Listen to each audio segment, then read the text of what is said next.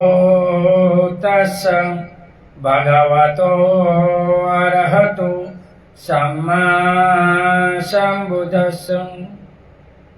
नमो तस्स भगवतो अरहतो सम्मा सम्बुद्धस्स। नमो तस्स भगवतो अरहतो सम्मा सम्बुद्धस्स।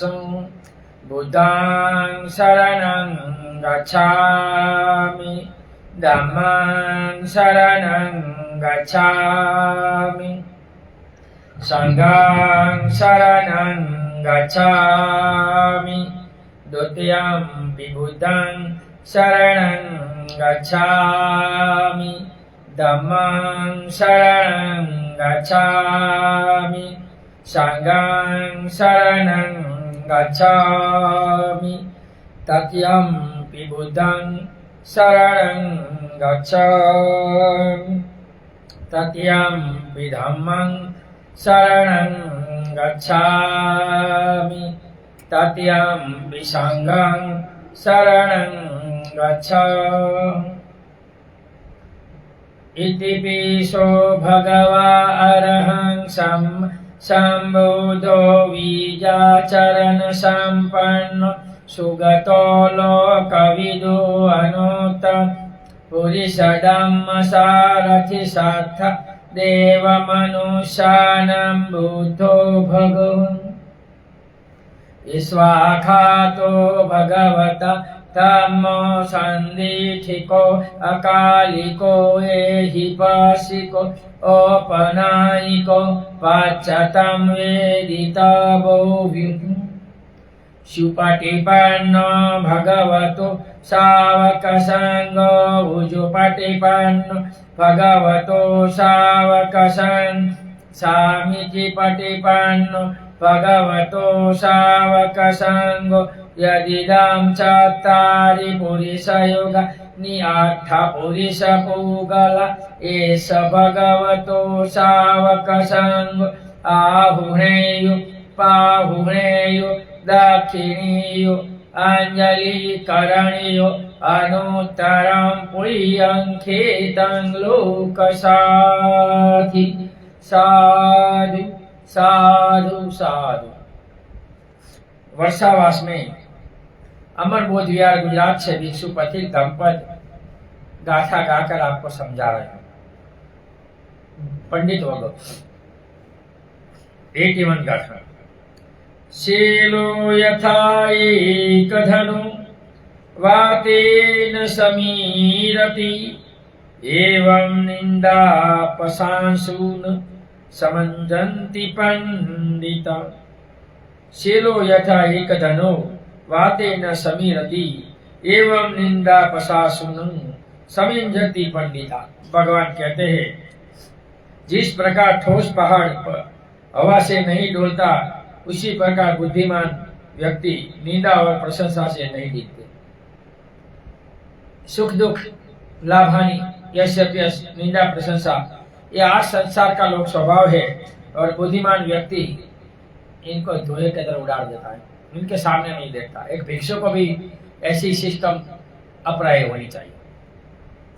भावार्थ इस दुनिया में ऐसा एक भी व्यक्ति नहीं है जिसे सभी ने चाहा हो, दूसरी ओर ऐसा एक भी व्यक्ति नहीं है जिसे कोई न कोई चाहते हो। सबको सब अच्छा कहे वो नहीं होता, किसी को कोई अच्छा कहे किसी को मत कहे। देवदत्त सरीखे लोग भगवान बुद्ध की निंदा करते थे और सामने जनों का हम आप लोगों का तो कहना ही क्या। तिब्बत की एक कथा है। एक दिन पिता पुत्र अपने गांव से घोड़े को लेकर दूसरे गांव जा रहे थे। तीनों पैदल चल रहे थे। रास्ते में आते हुए लोगों से भेंट हुई।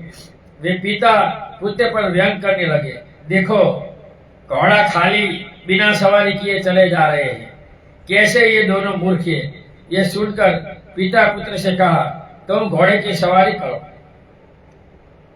वह सवार होकर चल रहा था तो आते हुए दूसरे समूह ने लोगों से मिला तो दूसरे लोग मिले।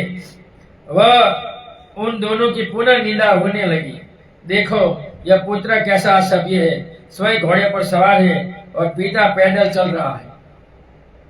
इससे बुद्धि नहीं कि अपने पिता को बिठाने चाहिए, अपने पिता को नहीं बिठा रहा है। यह सुनकर पैदल चलने लगा और पिता को सवारी पर बिठा दिया। इसी तरह तीसरा समूह आगे मिला। इस बार पिता की निंदा होने लगी। देखो यह पिता कैसा स्वार्थी है, पुत्र को पैदल चला रहा है, स्वयं घोड़े पर बैठ गया। तो संसार का काम ऐसा है, मुफ्त में सलाह देना। आप मकान बनाओगे तो मुफ्त में सलाह देने वाले बहुत आएंगे। यहाँ रसोड़ा नहीं करना चाहिए, यहाँ बाथरूम नहीं करना चाहिए, यहाँ ये नहीं करना चाहिए, आगे करना चाहिए, अंदर ये नहीं, ऐसा कहेंगे। कोई ऐसा आकर ऐसा नहीं कहेंगे, लो 1 लाख चाबू भरो। तो ये बोलने हैं, करने का नहीं। मुफ्त की सलाह तो बहुत देते हैं। तो ये संसार क्या कहते हैं वो छोड़ दो, तुम्हें क्या करना है वो नक्की करो, तो तुम सही जीवन जी सकते हो। वरना लोग कौन कहेंगे इनमें आधे चले जाओगे। तो इसलिए भगवान कहते हैं लोग क्या कहेंगे छोड़ दो, तुम्हें क्या करना है वो नक्की करो। इसे सुन दोनों घोड़े पर सवार हो गए। पुनः जब चौथे समूह में भेंट हुई तो हंसने लगे और कहने लगे कि देखो ये पिता पुत्र कैसे निर्दयी है, जो दोनों घोड़े पर सवार है, घोड़े को भेंट नहीं पड़ता होगा। इन दोनों में जरा सी भी अपने घोड़े के प्रति दया नहीं है। इनका इस प्रकार घोड़ा खाली रहे फिर भी निंदा, पुत्र सवारी करे फिर भी निंदा, पिता सवारी करे फिर भी निंदा, दोनों सवारी कर फिर भी निंदा। इस संसार में भगवान बुद्ध कहते हैं कोई व्यक्ति ऐसा दुनिया में नहीं जन्मा है जिनकी निंदा नहीं हुई हो। जगत में निंदा करने वाले लोग बहुत हैं। मैंने आगे भी कहा सुख दुख लाभानी ऐसे पे निंदा प्रशंसा इस संसार का स्वभाव है, ऐसा तो होता रहता है। तुम्हें क्या करना है तुम नक्की करो। निष्कर्ष निकालना है कि निंदा करना जन सामान्य का स्वभाव है। निंदा और प्रशंसा के बीच जीवन जीना इसकी नियति है। कबीर जी भी कहते हैं कि कभी तेरी झुपड़ी गलकटियों के पास जो भरेगा तू क्यों उदास। हम उदास नहीं होना, हमें क्या करना है वो नहीं करना है। लोग जो कहते हैं कहने दो, लोग क्या कहेंगे इसमें ज्यादातर लोग मर जाते हैं। ये सब गलत है। 2 दिन से सर्दी नहीं मिलती है, कल ज्यादा थी आज कम है। अतः सामान्य जन हमारी निंदा करता है तो सोचना चाहिए कि ऐसे लोगों तो हमारे सब कुछ नष्ट कर ही देंगे। अच्छा है मात्र निंदा ही कर रहे हैं और निंदा आदि शब्द से हमारा क्या बिगड़ता है। बोलने वालों को बोलने दो। अगर हमारे में गलती है तो सुधर जाना, नहीं है तो चुप रहना, मौन रहना। यही संसार का जीवन है। कुछ भी कहे ये सोच शांत रहना चाहिए। दुनिया यही हमारी प्रशंसा करने वाली है तो उससे भी हमें ज्यादा खुश नहीं होना चाहिए। कोई हमारी प्रशंसा करते तो हम फूला जाता, मुझे ज्यादातर ऐसा होता है। क्योंकि ऐसा नहीं है कि सभी हमारी प्रशंसा करने वाले हैं। हजारों ऐसे भी हैं जो हमारी निरंतर निंदा करते रहते हैं। वह दूसरी ओर निंदा करने पर भी हमें दुखी नहीं होना चाहिए। कोई हमारी निंदा करते हैं तो हमें दुखी नहीं होना चाहिए। राग द्वेष मोह से मन शांत होना चाहिए भिक्षु का, तो ही जीवन में कुछ पा सकता है, तो ही निर्वाण पर जा सकता है। वरना इसने क्या कहा वैसे वैर नहीं मिटता, बोलने वालों को छोड़ दो। क्योंकि अनेक ऐसे लोग भी हैं जो हमारी प्रशंसा करते नहीं थकते। अतः न हमें निंदा से दुखी होना चाहिए और न प्रशंसा से खुशी। हमें पूरी सच्चाई और ईमानदारी से जिस कार्य को हम अच्छा समझते इसे करते रहना चाहिए। बुद्धिमान एवं उक्त स्थिति को समझने वाला व्यक्ति न कभी प्रशंसा से खुश होता है न निंदा से दुखी, सदा समता भाव में रहता है जैसे पहाड़। भगवान कहते हैं कि पहाड़ कितनी भी हवा आए वो कभी डोलता नहीं, हवा को पीछे पड़ना पड़े। ऐसे संसार में पहाड़ की तरह अगर तुम बनोगे तो तुम्हारा कोई किस बिगाड़ने वाला, बोलने वाला है हफ्ते भर बोलेंगे इसके बाद सो जाएंगे। भगवान एक बार 500 भिक्षु के साथ एक गांव में गए तो वो गांव मांगरिया का गांव था। जो भगवान ने शादी नहीं की खूबसूरत महिला से, इनके माता पिता है भगवान से शादी करो, भगवान ने मना किया था। तो वो राजा की रानी हुई तो बदला लेने के लिए इसने लोगों को बोल दिया कि निदा टीका शुरू कर दो, भिक्षु संग वो भाग जाए। तो सब भगवान के पास आए, आनंद ने फरियाद की, भगवान ऐसा है, छोड़ दो, एक हफ्ते रहेगा, इसके बाद सब बंद हो जाएंगे। तो दुनिया ऐसी है, हफ्ते भर रहेगी, बाकी बंद हो जाता है। तो जगत ऐसा है। तो इसीलिए भगवान जो कहते हैं, ये यहाँ गाथा खत्म हुई, आगे 82 दूसरी गाथा। यथापि रहदो गंभीरो विपස්සनो अनाविलो एवं धर्मानि श्रुत्वान् विपश्यन्त्यं पंडिता। यथापि रहदो गंभीरो विपश्यनो अनिविलो एवं धम्मानि श्रुत्वान् विपश्यन्ति पंडिता। भगवान कहते हैं बुद्धिमान जन धर्म की बात को सुनकर अथा स्वच्छ निर्मल जलाशय की भांति सदा प्रसन्नचित्त रहते हैं। इसलिए बुद्धिमान लोग धर्म का काम करते हैं, धर्म में जाते हैं, धर्म सुनते हैं और धर्म के मदद रूप करते हैं। जो जो लोग धर्म के मार्ग के जाएगा वो सुखी होगा, क्योंकि ये धर्म डॉक्टर भीमराव आंबेडकर ने दिया हुआ है। अनामत की वजह से लोग परिवर्तन नहीं करते थे, लेकिन कोर्ट ने तो निर्देश दिया है, देखते हैं। इसकी वजह से ज्यादा लोग अब धर्मांतर करने लगेंगे, क्योंकि क्रिमिनल लागू हो जाएगा तो तुम वहीं रहोगे, तो वो तो श्वासों तो मिटने वाला नहीं है, कहीं भी जाओ। तो वो मिटाना है तो एक ही उपाय है, धर्मांतर और नामांतर और स्थलांतर। बुद्ध बनो, बुद्ध की सरनेम चेंज करो और स्थल छोड़ दो। पैसे वाले हो, विदेश में चले जाओ, सुखी हो जाओगे, कोई किसी की जरूरत नहीं पड़ेगी।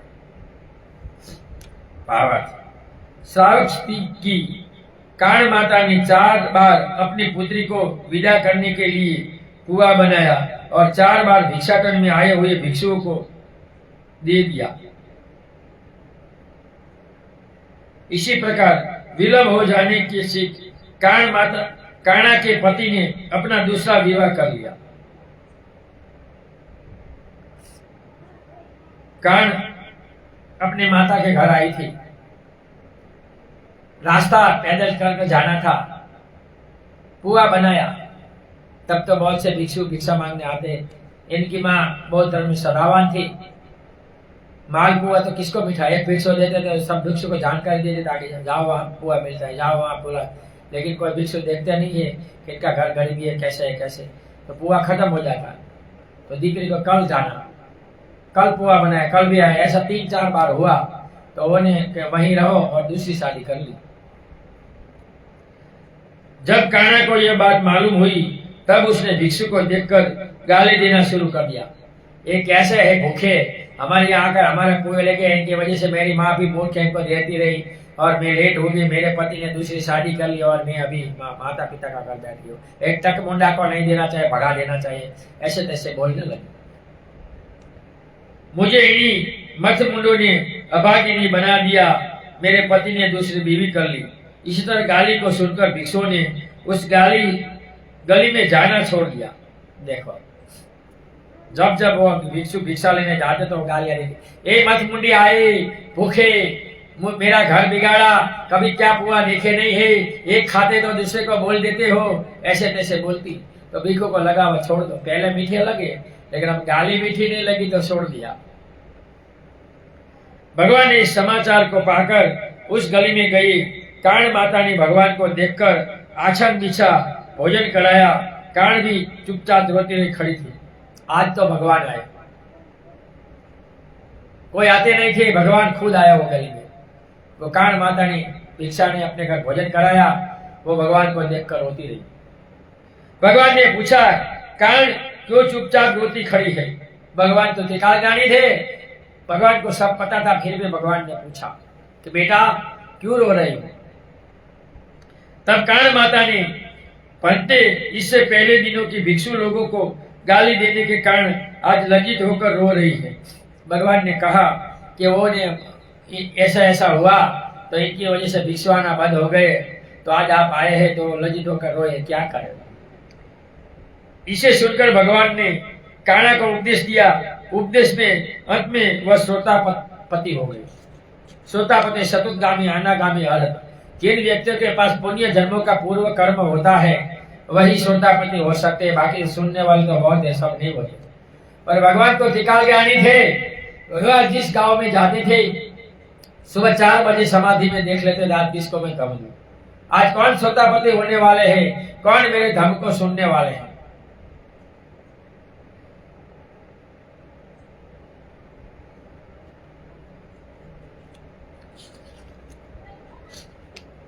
जब महाराज प्रजय सिंह ने यह समाचार भगवान द्वारा सुनकर कान्हा का विवाह एक अमात्य से करा दिया। भगवान ने यह बात राजा से कही कि ऐसा हुआ भिक्षु की वजह से, मैं भी लज्जित हुआ, क्या करे। बहुत से ऐसे खाने पीने के लिए भिक्षु बन गए हैं जो घर देखते नहीं कि यहाँ मिलता है तो दौड़ने लगते बच्चों की तरह। बच्चे ऐसा करते हैं, बड़ों को नहीं करना चाहिए, सोचना चाहिए।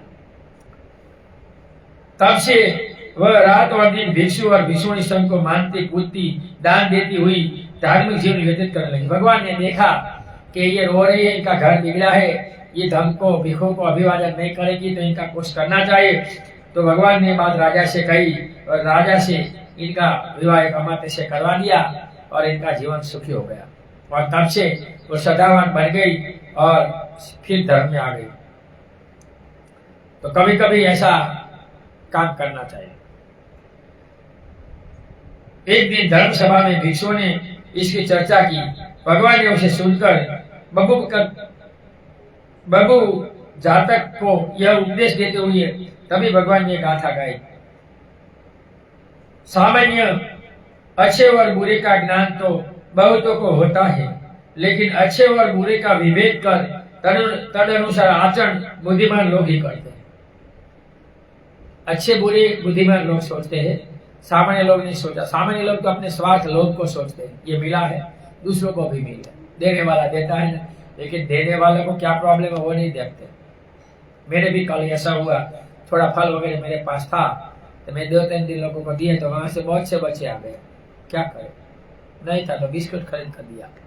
तो ऐसा होता है, सोचते नहीं ज्यादा बेचे वो बैठ रहे कि इनके पास होगा नहीं होगा, तो लोग ऐसे ही करते हैं, ये बुद्धिमान नहीं है। जैसे गाय से दूध तो कोई भी आदमी दूध सकता है, लेकिन पानी में मिले दूध को केवल हंस ही अलग कर सकता है। ये पहली बात सुना कि पानी में मिले दूध को हंस अलग कर सकता है। उसी प्रकार बुद्धिमान व्यक्ति धर्म को सुनकर, धर्म की वास्तविकता को जानकर, लौकिक प्रपंचों से ऊपर उठकर, संसार की निश्चितता को देखकर, अपने निर्मल चित्त से स्थिर होकर, सभी धंधों विकल्पों से ऊपर उठकर अथाह सागर की भांति शांत प्रसन्नचित रहता है। तो भगवान ने भिक्षु को यही कहा है, यही मार्गदर्शन दिया है। धर्म क्या कहता है?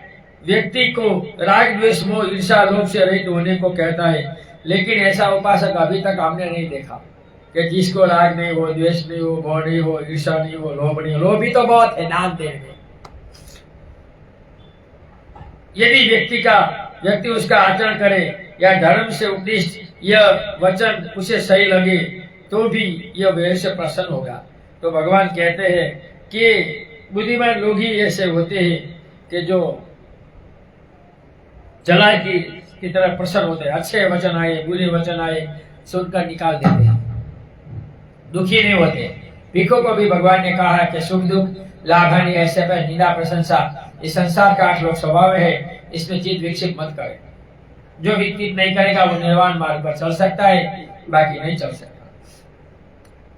यहाँ एक गाथा खत्म हुई, आगे की 83 गाथा। सबत्थ वेश पुरीशा चरन्ति न काम कामालपयन्ति शनु सुखेन फुट्टा अथवा दुखेन न उच्चावचं पंडिता दयन्ति। सबथे सपुरुष चंतति न काम कामालयन्ति संतो सुखेन फुट्टा अथवा दुखेन न उच्चावच पंडिता दशयन्ति।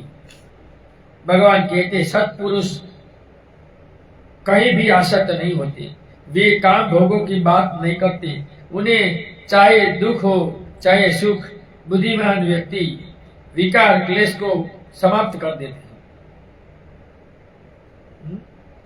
वो जीवन में नहीं उतारते, विकार को भी फेंक देते हैं और क्लेश को भी फेंकते हैं और अपनी जो 5 इंद्रियां है इनसे वो जागृत रहते हैं। आंख से रूप देखकर इसमें लभित नहीं होते, कान से शब्द सुनकर इसमें नहीं सुनते, नाक से सुनकर जीवा से, काय से और मन से में लिखते नहीं, 5 काम गुण से दूर होते।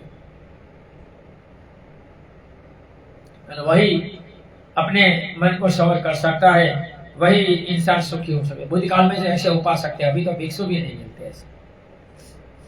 भावार्थ, जिसने प्रकृति के नियम को सम्यक रूप से जाना है वही व्यक्ति सत्पुरुष कहलाता है। सत्पुरुष अपनी इस वास्तविकता को समझता है और यह जानता है कि यह आसक्त होने एवं अपना समझने के लिए ही क्या, जिसे हमने बड़े लाड प्यार से स्नेह से पाला पोसा था, उस शरीर को भी मृत्यु काल में ऐसे ही छोड़कर चले जाना है। ये काया को जितना भी सवाल 3 तक नाव देखो, सुंदर करो, जो भी करो, लेकिन ये काया एक दिन मरने वाली है, नाश होने वाली है। एक दिन तो सबको मरना ही है। जैसे हम घी में पड़े हुए बाल को निकाल फेंक देते हैं, इसी प्रकार यह शरीर तक जब हमारा नहीं हुआ तो यह मकान, यह जायदाद, यह संतान, ये हमारे कैसे हुआ। हाँ, ये हमारे जीवन के मध्यम भले ही हो, लेकिन वे अपने अपने कर्म से आए थे, जिएंगे भी, अपने कर्म से जाएंगे भी, अपने कर्म से इन पर भी हमारा कोई अधिकार नहीं है। अतः आसक्ति कैसी? सामान्य लोग आसक्त होते हैं। सामान्य लोग आसक्ति का कारण ये होता है, मेरा मेरा मेरा मेरा, अपना कुछ नहीं है। ये संसार तो तृष्णा का दास है, तृष्णा कभी नहीं मिटती। ये जगत में खाली आता है, खाली हाथ जाना है, कुछ साथ आने वाला नहीं है।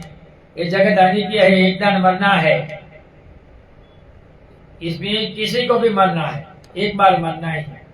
और इस जगत में तुम्हारी काय पीड़ा को कोई नहीं मिटा सकता, तुम्हारे मृत्यु के दुख को कोई नहीं मिटा सकता, कोई नहीं। जैसे महिलाओं को 100 दुख होता है, कोई नहीं ले सकता। महिला के जो 100 दुख है, कोई नहीं, इसका पति भी नहीं हो सकता।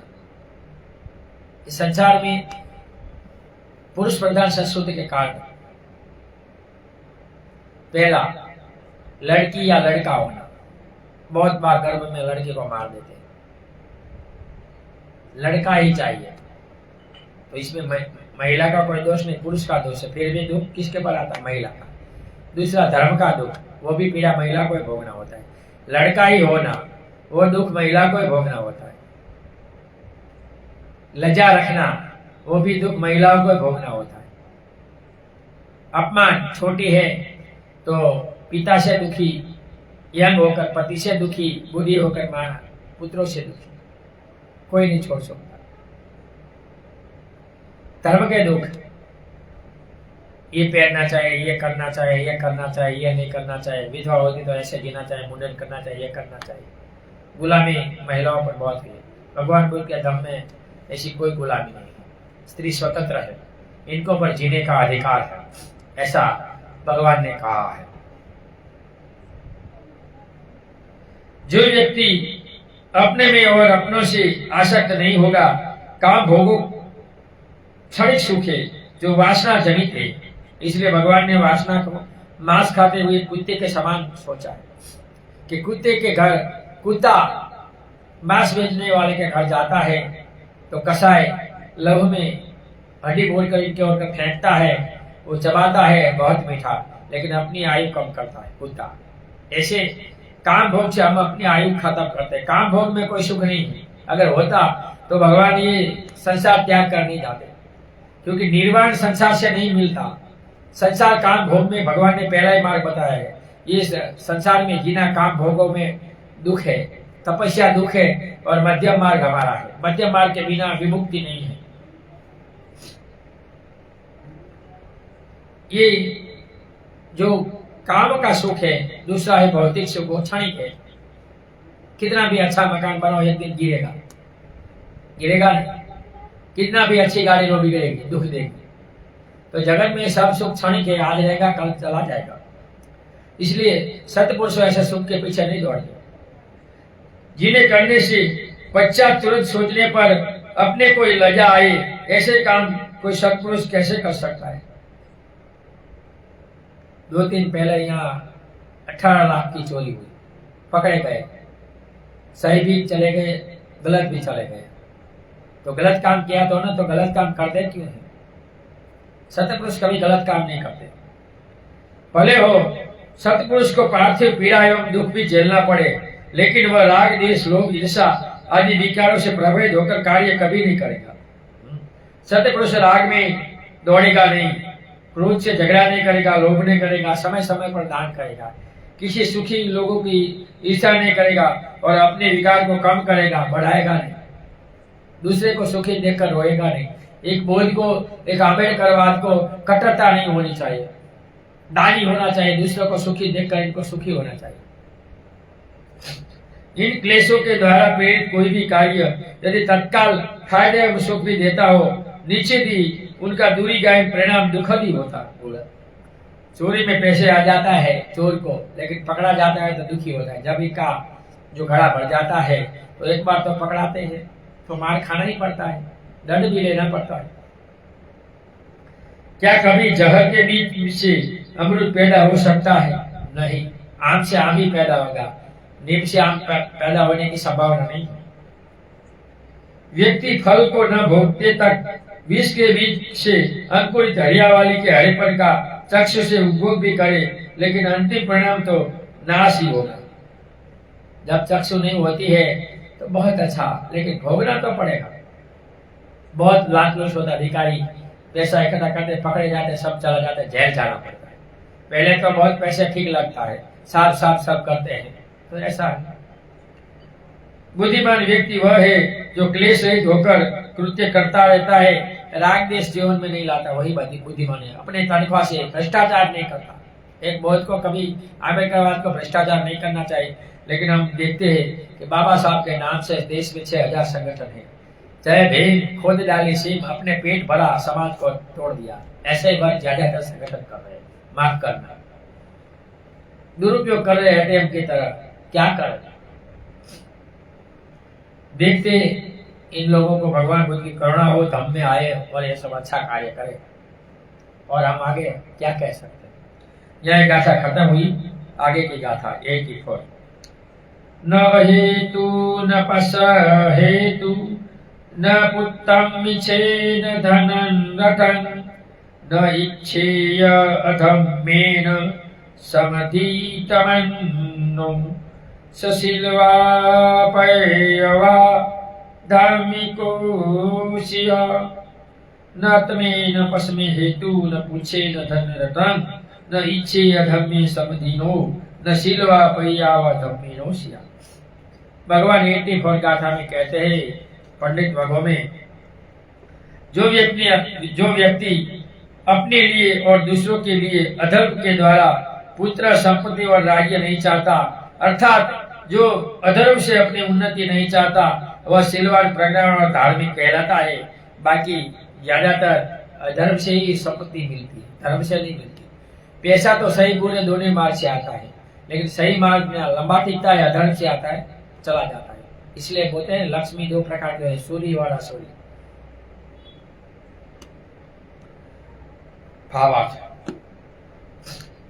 भगवान बुद्ध के समय काल में श्रावस्ती में गृहस्थ अपनी स्त्री से पुत्र पैदा होने के पश्चात उससे बड़ा हो जाने पर प्रवजित हो गया और बहुत जल्दी ही अरहत को प्राप्त कर लिया।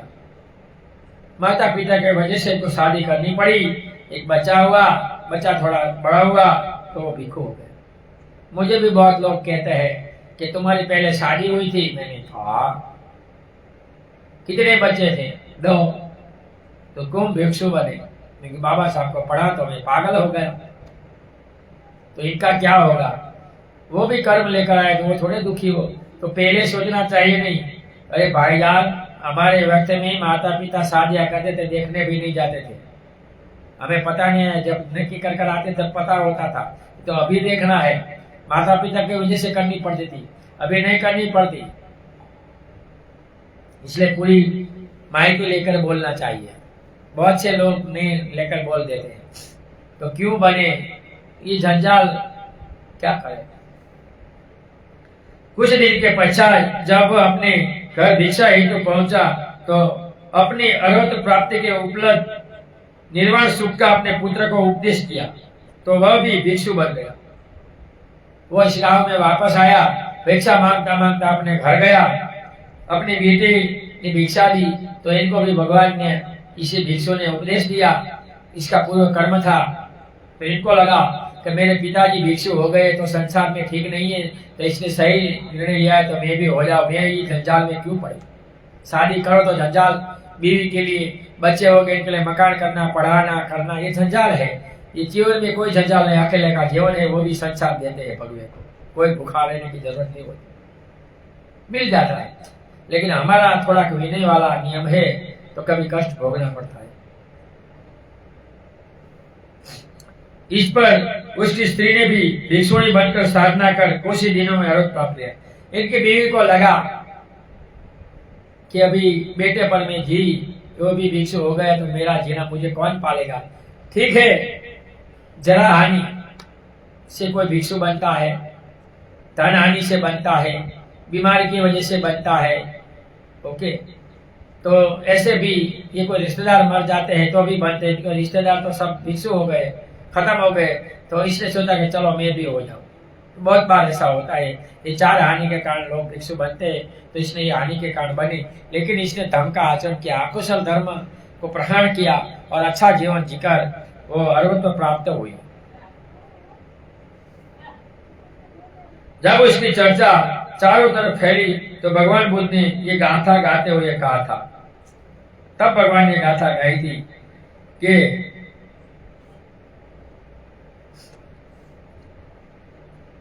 भिक्षु प्रज्ञान व्यक्ति को न अपने लिए और न दूसरों के लिए अधर्म से मार्ग से समृद्धि चाहनी चाहिए, केवल धार्मिक बने और बनाने का प्रयत्न करना चाहिए, क्योंकि हम असंख्य जन्मों से स्वार्थ से पीड़ित हो कार्य कर रहे हैं। कल्पों में मनुष्य को जीवन मिलता है तो ऐसा ही निकाल देते बहुत से लोग, अच्छी तरह नहीं जीते, पता नहीं होता कैसे जीते, और बहुत से लोग भोग विलास में जीते, कमाते और भोग विलास करते हैं, दान धर्म को नहीं मानते। भगवान कहते हैं कि एक उपासक कैसे होना चाहिए, दानी होना चाहिए, एक उपासक सेवावान होना चाहिए और एक उपासक धर्म का आचरण होना चाहिए, उपोषित आचरण करना चाहिए।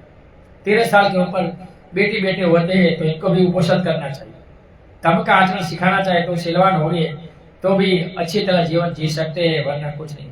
इसलिए अपने बच्चों को धर्म दो बचपन से, तो वो नीतिवान सिलवान गुणवान हो गए और वो धर्म को भी आगे बढ़े और तुमको भी अच्छी तरह तुम्हारी सेवा करेंगे और जीवन अच्छा होगा।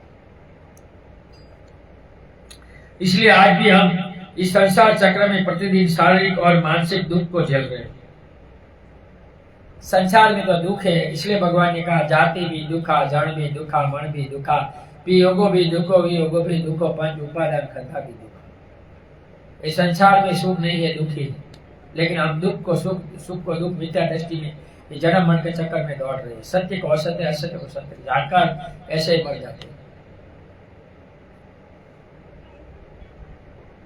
सच्चा सुख तो धर्म सुख है, ये पैसा सुख नहीं है।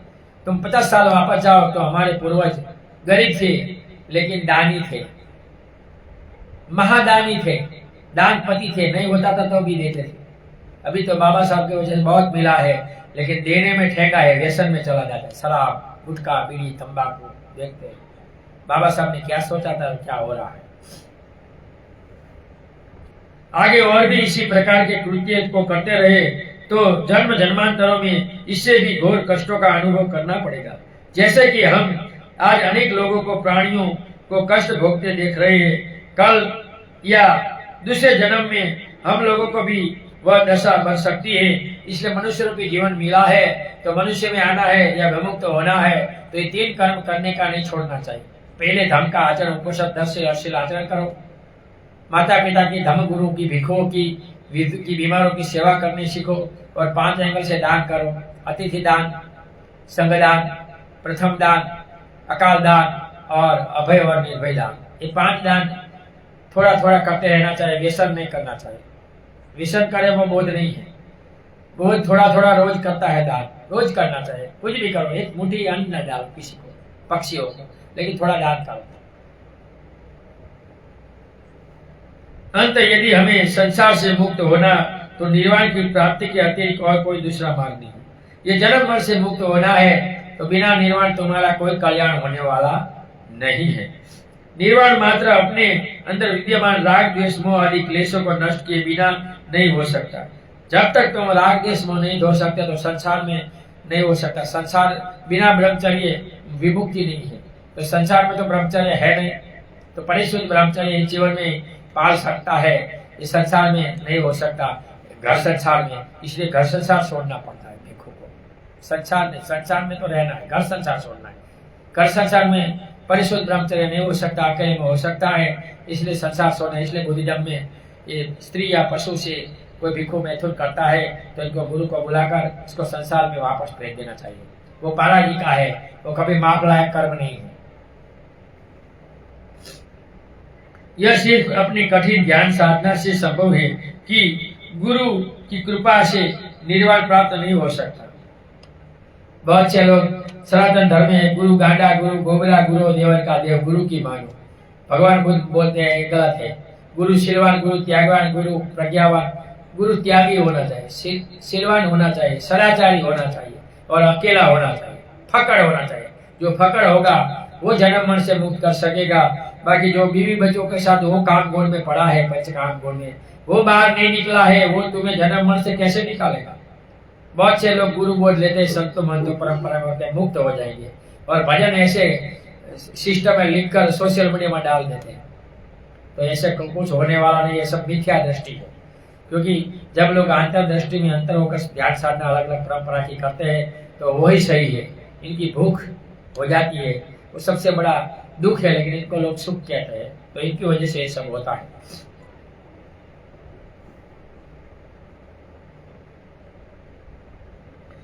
अपने प्रयत्न के बिना यह नहीं खत्म हो सकती है। अतः स्वयं अपने को धार्मिक रास्ते पर लगने का प्रयास करना चाहिए, अन्यों को भी इसी मार्ग पर प्रवेश करने के लिए प्रेरित करना चाहिए।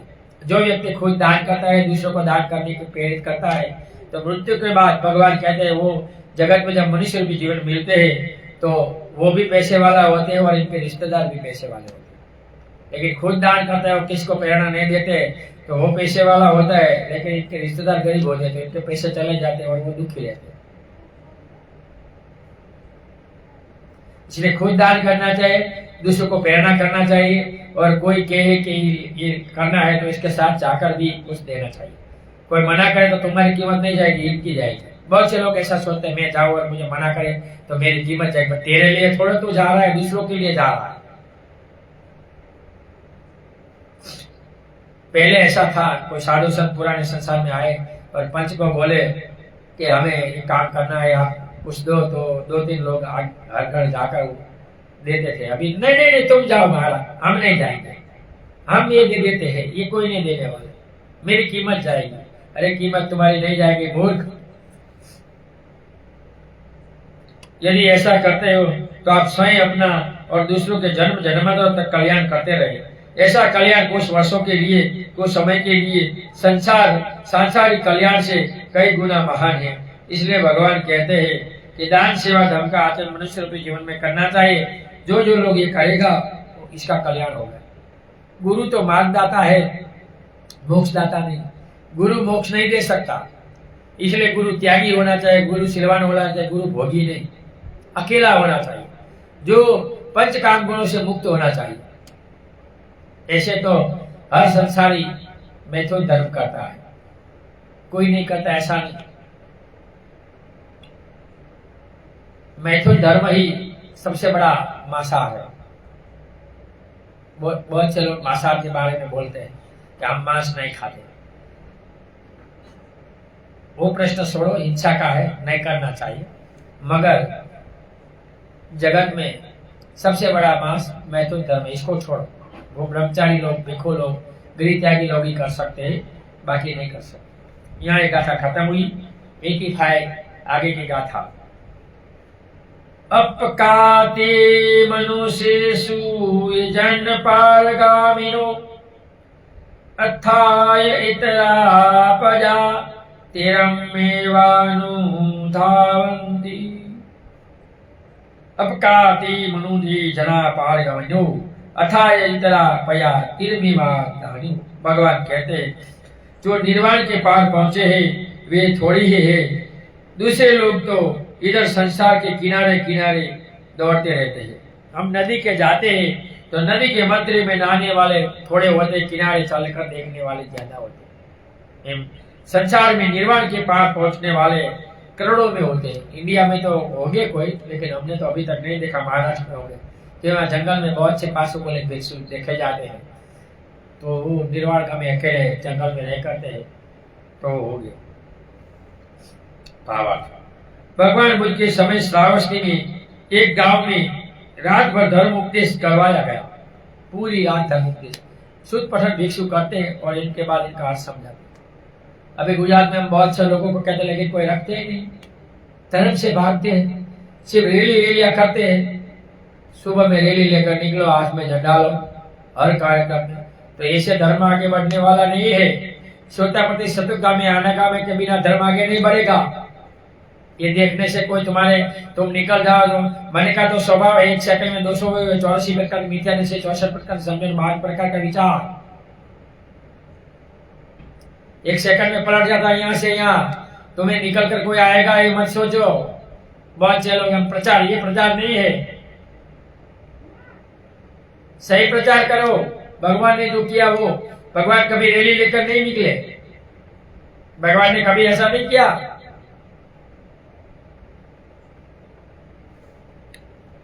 उस समय इस प्रकार रात भर धर्म उपदेश की प्रथा चलती थी।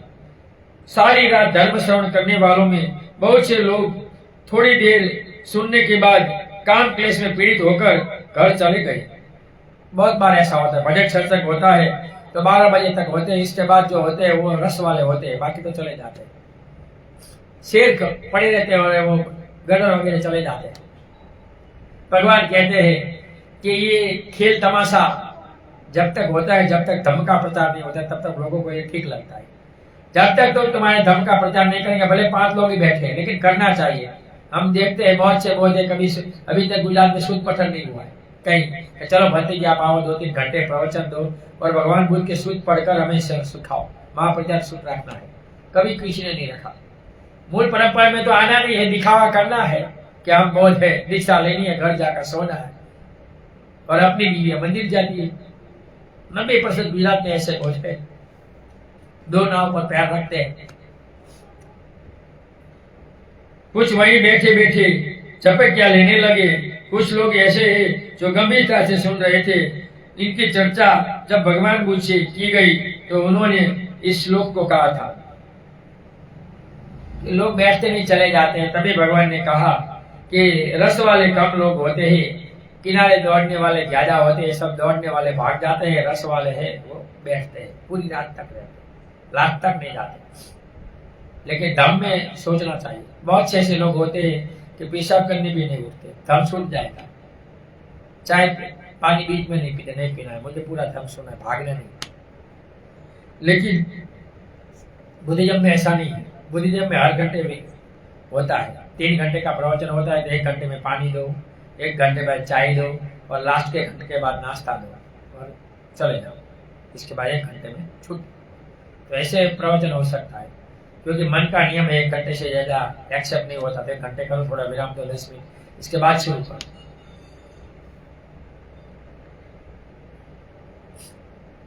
इन प्राणियों में थोड़े ही लोग पार जाने वाले हैं, शेष सभी तो भव चक्र में पड़े हुए विहरते हैं। ये जन्म मरण का जो 31 श्लोक का चक्र है, 90% तो मनुष्य के नीचे अधिगति में जाते हैं, नरक में जाते हैं। नरक में भी 2 नरक है, शीत नरक और उष्ण नरक। उष्ण नरक में ज्यादा जाते हैं। कोई तीर्थक योनि में पशु पक्षी कीटक में जाते हैं, कोई प्रेत में जाते हैं, कोई असुर में जाते हैं, लेकिन जाते हैं। अर्थात हमसे भी कितने लोग ऐसे हैं जो 24 घंटों के अंदर 2-3 घंटा अंतर्मुखी होकर, राग रहित होकर, देश रहित होकर, अर्थात अपने दोष देखने की चेष्टा करते हैं। इसलिए ध्यान साधना करनी चाहिए। सुबह में ध्यान करो, अपना विचार कैसा है इनको पॉजिटिव बनाने का प्रयत्न करो, तुम्हारा पूरा दिन कल्याण होगा। नाथ बहुत से लोग काम करते वक्त गीत सुनते रहते हैं। 2 काम मत करो, एक काम में अंदर रखो, दूसरा मत करो। खेल तमाशा देख कर सुनना है तो घर जाकर सुनना, दूसरों को भी नड़ जाए। मुझे भी यहाँ मैं पढ़ता हूँ तो एक भाई बैठे बैठे काम करता है तो वो बड़े जोर से बजाता है, तो मुझे भी प्रॉब्लम होता है, क्या करें। लेकिन मैं सोचता हूँ कि ये तुझे यहाँ नहीं जाना है, तुझे ये पढ़ना है। लेकिन हम तो इंसान है, पुराने संस्कार है, तो कभी कभी ऐसा तो होता रहता है। दया, करुणा, प्रेम आदि अपने में पैदा करने का प्रयास करते हैं। यदि हमें दूसरा जन्म न लेना हो तो कुछ क्षण के लिए यह ठीक भी कहा जा सकता है कि अंतर्मुखी होकर समय व्यर्थ न गंवाने का काम करना चाहिए। लेकिन ऐसा नहीं है कि परलोक न हो। यदि ऐसा होता तो इस विचित्र संसार में ये विभिन्नता क्यों आती। बहुत से लोग कौन बोलते हैं कि मरने के बाद किसी ने देखा है, अरे मूर्ख के मनोविज्ञान है, समय समाधि का ध्यान कर पता चल जाएगा। नहीं नहीं नहीं, कुछ नहीं करना है, तो मानना भी नहीं है और करना भी नहीं है, तो ये तो गलत है। एक ही परिवार में, एक ही परिवेश में पले बच्चों में इतना अंतर क्यों होता है। एक साथ जन्मे दो होते, एक डॉक्टर बनता है, एक मजदूरी करता है। इस संसार में धर्म यानी भिन्नता का जो नियम है वो काम कर रहा है इसके लिए। जिनका सही उत्तर देखा जाना चाहिए। यह भी नहीं, परलोक भी न माने, इस लोक में भी शांति तो चाहते हैं, सुख चाहते हैं, इसमें तो संदेह नहीं है। परलोक नहीं, लेकिन यहाँ तक सुख चाहिए। जिसका वर्तमान अच्छा होगा इनका भूत भविष्य, इसलिए वर्तमान सही करने को प्रयत्न करो। तो क्या अपने में दया, करुणा, प्रेम आदि खुलेपन को पैदा करने में हमें शांति मिलती है? जरूर मिलती है, मिलेगी। राग, द्वेष, ईर्ष्या आदि में शांति नहीं मिलती तो ये सब छोड़ दो। भगवान ने कहा कि तुम्हें ये गुण तुम्हारे में हो, ये गुण होना चाहिए दया का। किसी को देखकर थोड़े से थोड़ा दो, करुणा या दानी बनो, हर प्राणी से प्रेम करो तो तुम्हें मांस खाने की जरूरत न पड़े। मांसा तब नहीं होता जब प्यार नहीं होता, वो काट कर खाते। क्या हम जानते हुए भी अपनी शांति के विरोध में खड़ा नहीं हो रहे हैं? यही कारण है कि भगवान बुद्ध, नागार्जुन आदि तत्ववेता लोग निर्वाण को प्राप्त कर जाते हैं। तो निर्वाण प्राप्त करने बहुत से भिक्षु निर्वाण प्राप्त, सब निर्वाण नहीं पाते, करोड़ों में एक होते हैं। मनुष्य रूपी जीवन कल्पों में मिलता है। कल्प यानी 10 किलोमीटर लंबा चौड़ा ऊंडा खाड़ा, इसमें सरसों डालो, 100 साल में सरसों निकलो, खड़ा होता है, तब मनुष्य जीवन मिलता है। बार बार नहीं मिलता, इसलिए 3 कर्म करके या मनुष्य में हो या विमुक्त हो। भोग करने से, खाने पीने मौज करने से तुम्हारा कल्याण होने वाला नहीं है। यहाँ तक तरह के मत जीवो, धर्म को भी समय निकालो। जो मौज बने हैं इनको अमावस्या पूर्णिमा को विहार दर्शन करने के लिए जाना चाहिए, त्रिरत्न वंदना लेना चाहिए, धर्म सुनना चाहिए। 2 दिन महीने में हर मौज को रजा रखनी चाहिए। अमावस्या पूर्णिमा कोई भी विहार में जाना चाहिए, भिक्षु से मिलना चाहिए और धर्म में आगे बढ़ना चाहिए। भिक्षु टीचर है, बिना टीचर के धर्म आगे नहीं बढ़ेगा। बहुत से लोग आचार्य, धर्माचार्य, बोधाचार्य को लेकर घूम रहे हैं, तो इससे तुम्हारा भी कल्याण नहीं होने वाला। बहुत से वो तो तक साधु होते हैं। मुझे भी एक बोधाचार्य, धर्माचार्य ने 5 लाख में मेरे कर दी, तो ये बहुत से कर देते हैं। और भी एक धर्माचार्य था जिन्हें 20-25 लाख धर्म के नाम पर खा गए, कोई कहने वाला नहीं, सामने आता अभी नहीं कहे। इनकी वजह से हम भिक्षु लोग भी कुछ नहीं कर सकते।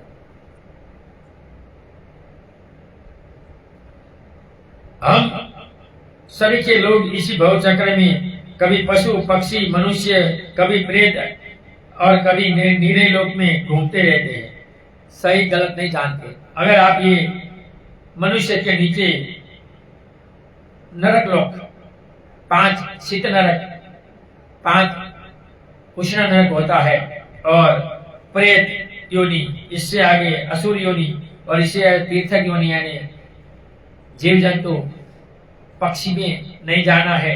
मरने के बाद चेतना, तो अच्छा कर्म करो, अच्छी तरह जीवन जियो, सिलवान बनो, सिर्फ पोषण करो महीने में, तो भी तुम्हारे में बहुत परिवर्तन आएगा। हमने और दम सुनो, बार बार दमपद सुनो। दमपद मिलता है, डाउनलोड भी होता है, वो बनाकर सुबह शाम सुनो 10-15 मिनट अपने घर। शाम को भी बजाओ, बुधायन धर्मा बाबा साहब का है, और बहुत से बुद्ध के गीत भी हैं। हमें बजाना चाहिए, सीखना चाहिए संसारी लोगों को। जो गृह संसारी है इनको, इनके घर में धम आना चाहिए। अच्छा, एक पूजा का स्थान बनाना चाहिए, टेम्पल थोड़ा सा नाना बनाना चाहिए, इसमें बुद्ध का रखना चाहिए, बाबा साहब का रखना चाहिए, और खुद के माता पिता जिंदा हो तो भी इनके फोटो रखो। माता पिता धर्मगुरु और भगवान बुद्ध पूजनीय है।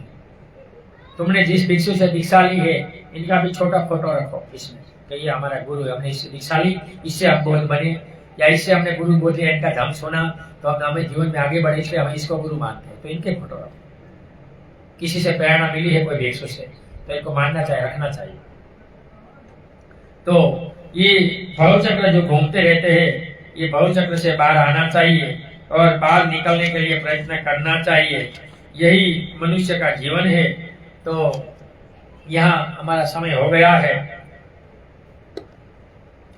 ऑनलाइन सुनने वाले सभी लोगों को भाषा के कारण, वाणी के कारण, मेरी समझाने के कारण यथा मैं समझा रहा हूँ, किसी को कोई दुख लगा हो, मेरे से कोई दुख हुआ हो तो दो हाथ छोड़कर क्षमा चाहता हूँ। ऑनलाइन सुने हुए सभी लोगों को सुने हो धम का पुण्यानुमोदन करते हैं। सुखे धम से आप सभी लोग सुखी हो, निरोगी हो, आपका कल्याण हो, आपका मंगल हो। नथि मे शरणम अयम बुद्धो मे शरणम वरम एतेन सच्चवचनम होतु मे जय मंगलम। नथि मे शरणम अयम धम्मो मे शरणम वरम एतेन सच्चवचनम होतु मे जय मंगलम। नथि मे शरणम अयम संघो मे शरणम वरम एतेन सच्चवचनम होतु मे जय मंगलम। नमो बुधाय, नमो धम्माय, नमो संघाय, साधु साधु साधु। सबका मंगल हो, सबका कल्याण हो, सब सुखी हो, सब सुखी हो, सब सुखी हो।